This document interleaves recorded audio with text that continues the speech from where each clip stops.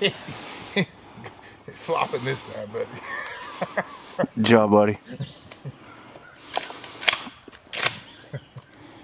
I couldn't, that stump had me the first time. I couldn't get through it. Right.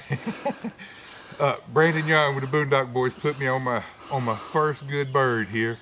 I've killed some turkeys when I was a kid, you know, kind of the old country boy, you know, ambush him kind of way, but first time hunting with a pro and got a heck of a good bird this morning, loving it.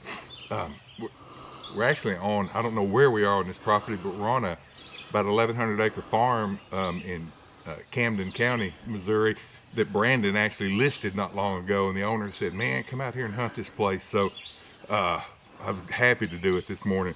Saw one earlier, I missed him about 45 yards, everything just wasn't just right, and missed that bird. Then we walked across the universe and across the creek twice and up a big ridge and down by Laura's house and got this bird. I don't even know what time it is, probably 8:30, 9 o'clock. I don't know if it's even that late, but this is extremely cool, boys. Having a big time doing this.